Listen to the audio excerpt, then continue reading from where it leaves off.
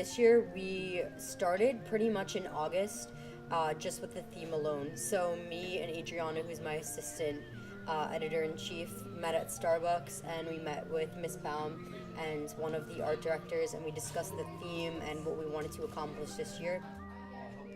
We put so many hours into this book, more than like any other club, I think. So it would be nice for people to know how much we worked on it. That's usually the most important thing, just so people appreciate it more rather than just kind of disregarding it. Rough estimate, okay. Let me think about this. We've been here September, October, November, December. Oh my God, this is...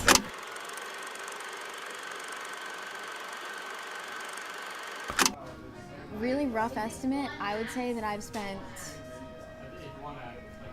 a lot of hours here, at least 4. How many hours? Well, like, last year we calculated. How many hours did we spend?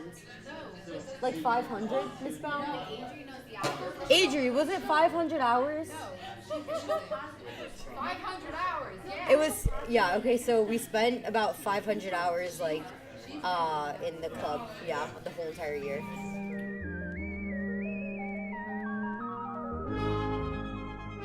A spread usually takes... Well, it really depends on the person that's doing it.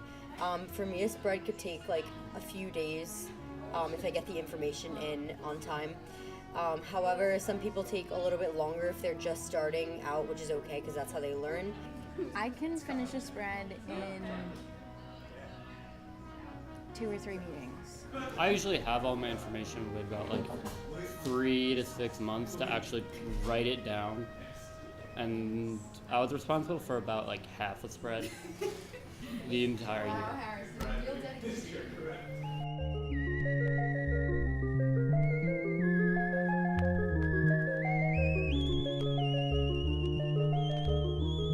We try to include as many seniors as possible by having a blacklist, which is behind you. Basically what we do is post all the names of the seniors up on a wall, and as we go along we cross the names out for who we have. Getting quotes from people is usually a bit difficult. Sometimes they're like very like easy with it and responsive, but a lot of times we have to continuously text people. We usually go about it by texting people rather than asking them in person, because most people are like hesitant with their answer. Over text they can answer more easily for them. Mostly I get people's numbers by texting mutual friends and kind of just begging them to provide me with the necessary information. Yeah, but once they realize that they should have answered you in the first place, otherwise they never would have been put in this awkward situation. You see the look on their face of terror, and then you feel good about yourself while they're extremely uncomfortable. Done one spread. The last resort for someone who won't answer is DMing them on Instagram, and then like the last resort is just making up a quote and putting their name on it.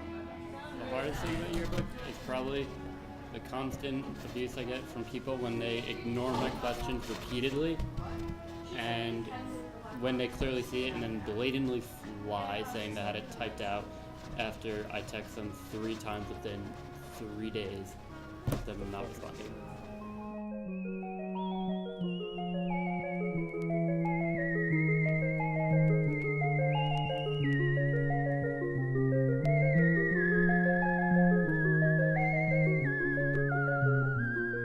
It's 9:27 right now because it's the last man standing. We have to finish the whole yearbook today, but me and Colby don't really do much, so that's why we're free to be recorded right now. I feel extremely excited to be finally finishing the yearbook.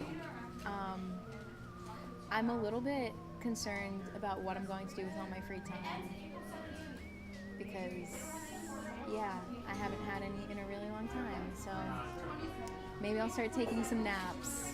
I think I still do yearbook because, one, it teaches you so much about like design and editorial, like the design and editorial aspect. I don't know, I think you kind of just like commit to it and you have like this perseverance to make a book, and to think of the theme and think of the designs, and you want everyone to see it. So it's kind of something that like takes over your minds in a good and bad way.